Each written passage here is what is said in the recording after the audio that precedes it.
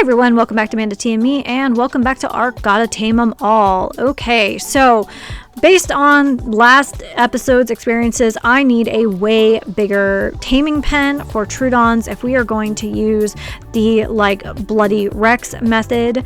I was also wildly unprepared for this building adventure. This took way longer than I thought it was going to. Also, yeah, that's me getting those torches stuck in the foundation. Now I don't know if the Bloody Rex method is actually going to pan out for us, but I would like to have the option of every single taming method available to me for taming a Troodon, because this has been going on for actual months now. It is so frustrating. The only thing worse is possibly taming a Hyenodon, because oh my god, that was a nightmare.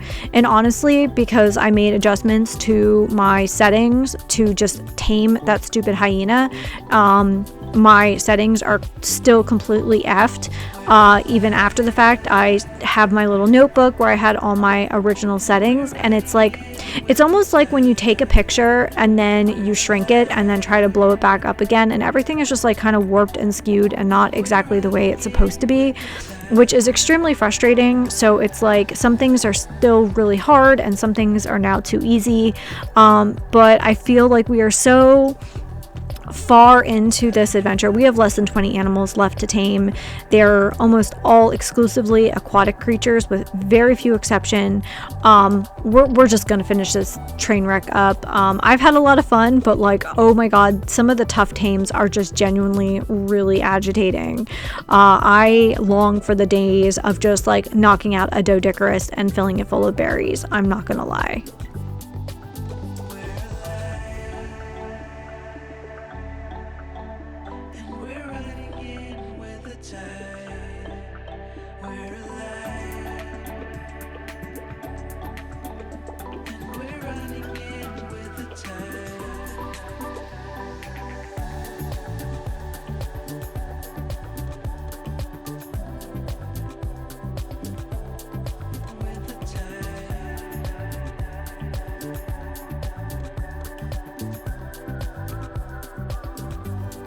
So map in hand and with a renewed sense of adventure, I decided it was time to head back out to tame an Archaeopteryx. I now have my very questionably sourced ghillie armor that should hopefully make me much more invisible to those little guys since they are so skittish.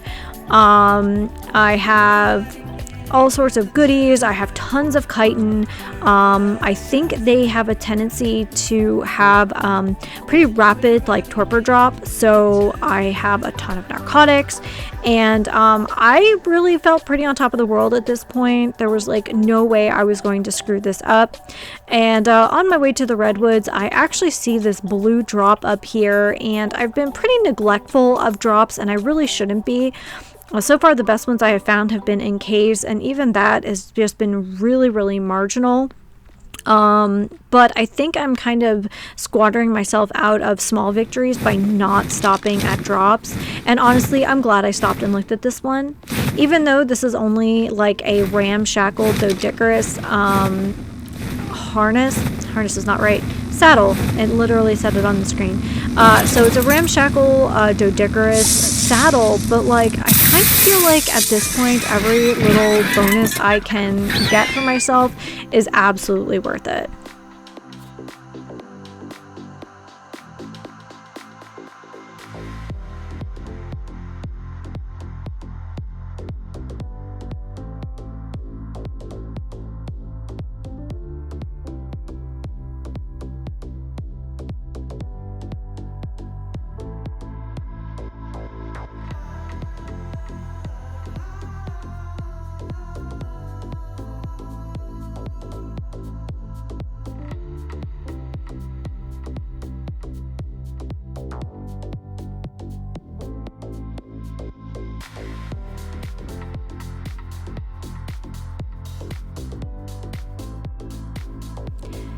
So on my way to the redwoods, I actually stop at my favorite rock, and I know that sounds absolutely silly, but this is probably one of my favorite stops on the way to the redwoods,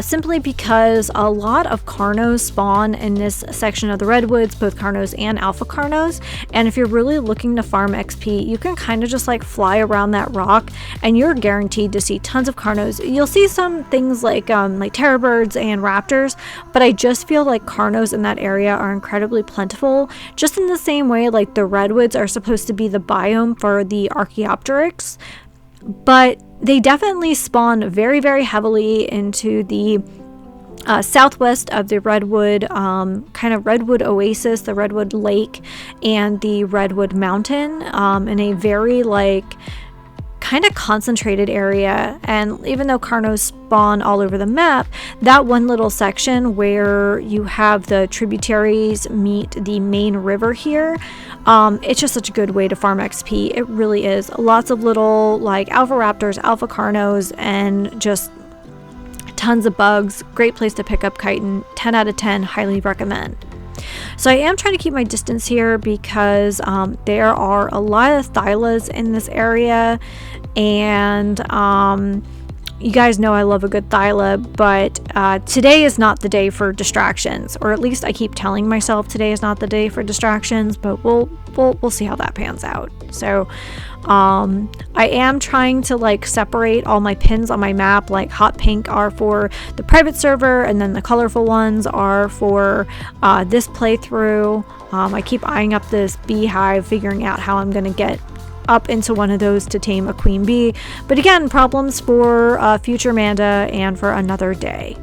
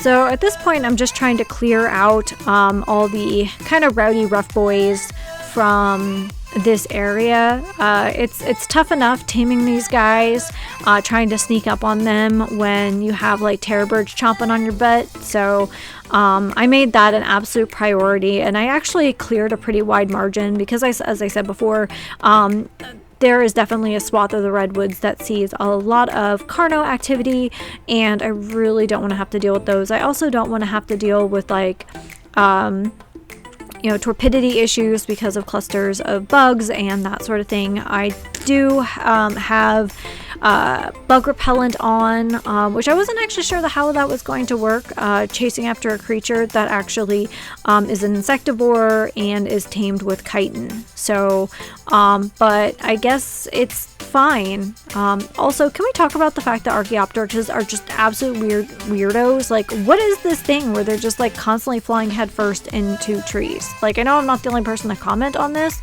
but like, it is a very odd, like, animation. It's a very odd behavior to have programmed in, that they're just like, I'm going to seek safety in this bark.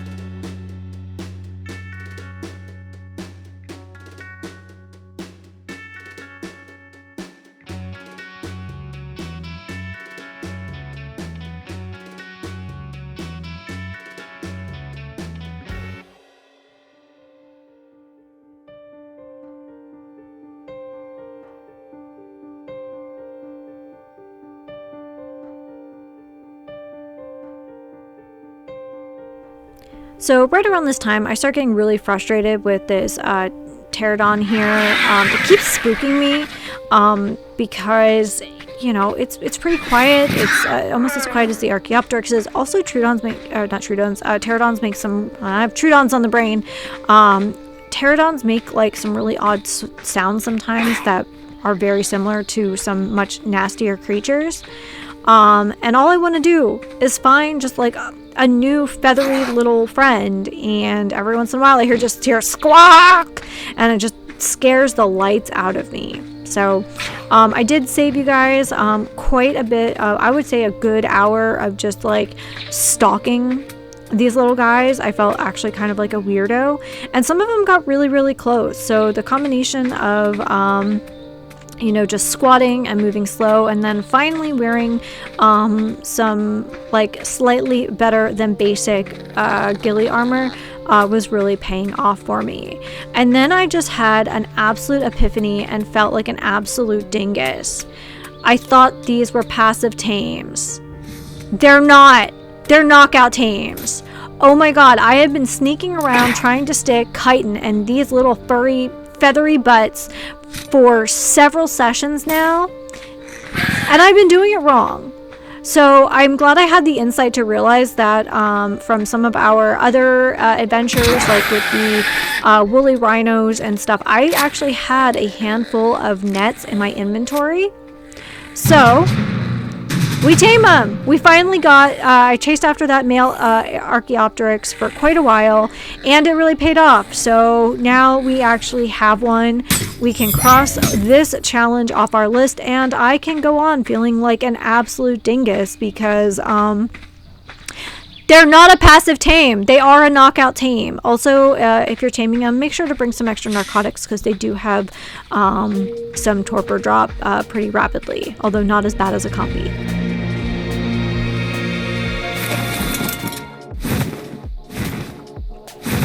So I decided on the way home from the redwoods that it would be a great time to go for a sap run. Not only is sap an incredibly important component to superior kibble, that is the purple one, made from blah blah blah sap and Argentavis eggs, but using the S plus industrial grinder, I can convert regular old tree sap from my tap here into cactus sap, which means I can make cactus broth, which is pretty cool because it's a little bit like a weaker version of the bug repellent, except it doesn't just repel bugs, it kind of makes you invisible to a lot of things. The combination of like bug repellent, cactus sap, or cactus broth, and then you pair that with, you know, either your Kalian soup or your Freya curry, really can get you through a lot of sticky tame areas, just whether if it's hot or cold and you don't have, you know, titramina, whatever, those awful like flying ants. You can either keep those off your butt, or, you know, it makes it a lot more palatable when you're trying to avoid bats. So yeah, you know, what can I say? Also, look, I mean, it's on the other side of that peninsula, but yeah, Alpha Raptor. Om nom noms for everyone. So I do spend a little bit of time here trying to find a another Trudon to shove in that trap for another day. I see, there you go. Now we got Meganura. And I'm super encumbered from kind of murdering everything, but we're just gonna have to keep Trudons in that trap and literally try everything. Case in point, here is another Carno. Like I said, you can really farm XP at this juncture here. It's good times. It's really good times. But yeah, whether we use the throw tons of sheep method, or you know, throw babies in the pen, or really beat up adult owned creatures, we really just need to keep that big pen, and we need to keep it filled with well, Trudons. So I start getting a little nervous here, just because, yeah, I see a lot of Trudons here, but I've also been attacked by Microraptors. I don't know what it is. There, some maps just seem to have like a disproportionate number of Microraptors, and it's really annoying. Like, I know, like, for me, I thought Fjordur had a ridiculous number of Microraptors. Where we settled our first base on Fjordur to where we ended up, and yeah, no, I think Fjordur was pretty bad. And I felt like you could find them anywhere, and as time progresses, I feel like I'm finding Microraptors closer and closer to base, and I know that's not how spawns work, but like it just kind of worked out that way. So yeah, I see a lot of compies, I see a lot of Dillos here. Sometimes I feel like I see dozens of Trudons, but of course the game seems to instinctively know when I'm looking for something, and, you know, when I'm not looking for something, but that's all right. The number of terrestrial tames we now have is pretty limited now to the Megalosaurus, the sleepy dinos in the caves, queen bees, which I think that's going to be a 2-person job. I've done it before, but it is a lot less stressful with a buddy.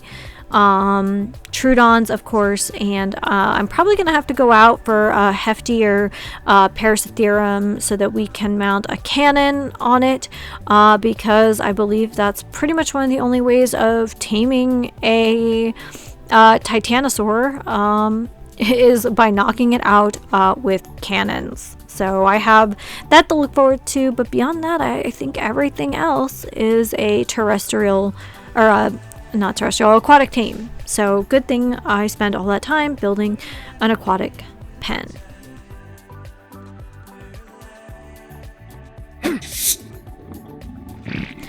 Alrighty folks, well that is one more dino off our list. Farewell Archaeopteryx. I hope we never meet again. Mostly because of my own undoing. So until next time guys, take care of yourselves and each other, and happy sipping. Love you guys. Bye.